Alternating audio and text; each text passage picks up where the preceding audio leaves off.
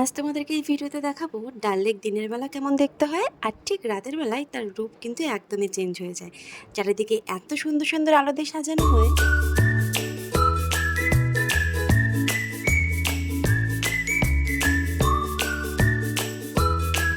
আজকে আমাদের শ্রীনগরের ফার্স্ট ডে আর এখন আমরা কিন্তু শিকারা রাইড করতে। এখানে কত শিকারা দেখো, প্রচণ্ড ঠান্ডা কিন্তু এখানে এখনই প্রায় 2 ডিগ্রি সেলসিয়াস। আর যত ইভিনিং মানে সন্ধে হবে তত আরও বাড়বে। এখানে কয়েকটা শিকারা রয়েছে আর এখানে একটু ক্রাউডটা কম, তাই আমি এখানে এসে ভিডিওটা করছি।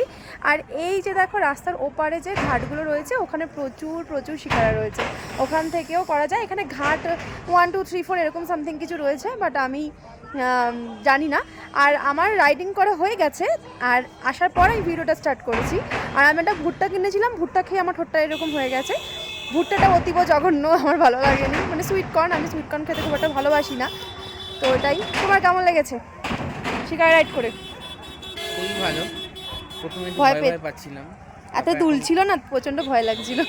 এখন ঠিক আছে, নর্মাল। এখন নর্মাল। আসার পথে ভালো লাগছিল, যাওয়ার সময় একটু ভয় লাগছিল। ফার্স্টের মোটামুটি 5 মিনিট মতন একটু ভয় লাগছিল। চলো এবার আমরা হোটেলে ফেরা যাক আমাদের, তারপরে নেক্সট পার্টগুলো তো আসবেই ভিডিওতে। অবশ্যই চোখ রেখো চ্যানেলের অন্যান্য ভিডিওগুলোতে, সাথে থেকো। শ্রীনগর গেলে ডাল লেক না ঘুরলে মনেই হবে না যে আমরা কোনো জায়গা এক্সপ্লোর করেছি। ডাল লেকটা এতটাই সুন্দর যে একদিনে ঘুরে শেষ করার উপায় নেই। আর যে কোনো শিকারা যখন আমরা বুকিং করি তখন যে ঘাট থেকে আমরা শিকারাতে উঠি সেই ঘাটেই কিন্তু আবার আমাদেরকে ছেড়ে দেওয়া হয়। আমাদের ক্ষেত্রেও তাই হয়েছিল। এটা ছিল দিনের বেলার দৃশ্য আর ঠিক অপোজিটে এটা ঠিক রাতের বেলার দৃশ্য। দেখতে গেছো পুরো একদম চেঞ্জ লাগছে না? সন্ধ্যেবেলা আমরা এখন এসেছি শিকারা রাইড করতে নয়, ডাল লেক ঘুরতে শুধু।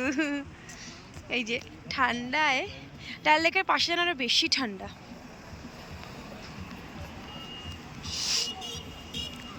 আমরা ঘুরতে ঘুরতে মনে হয় ঝিলে চারিদিকেই ঘুরে ফেললাম, গেট আর খুঁজে পাচ্ছি না। আগের দিন আমরা শিকারা রাইড করেছি, কিন্তু শিকারা রাইড করে গেটটা ভুলে গেছি, কারণ সেদিন তো গাড়িতে এসেছিলাম আর বুঝতে পারিনি। আর আজকে তো হেঁটে হেঁটে আসছি আর রাস্তা হারিয়ে ফেলেছি। আমাদের কাশ্মীর ট্রিপের প্রত্যেকটা দিন ছিল আমাদের কাছে খুবই মেমোরেবল। এত সুন্দর আর এত ছবির মতো সুন্দর যে যেটা বলে বোঝানোর উপায় নেই। আমি প্রত্যেকটা ভিডিওতেই এই কথাটাই বারবার বলেছি যে একবার চোখে না দেখলে বোঝাই যাবে না যে এই জায়গাটা কতটা সুন্দর।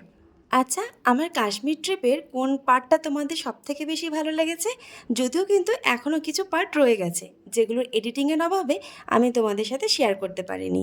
তবে এই পার্টগুলোর মধ্যে যে পার্টটা তোমাদের সবথেকে বেশি ভালো লেগেছে অবশ্যই কিন্তু আমাকে কমেন্ট বক্সে মেনশন করো। আর নেক্সট কীরকম ভিডিও দেখতে চাও কমেন্ট বক্সে জানিয়ে দিও।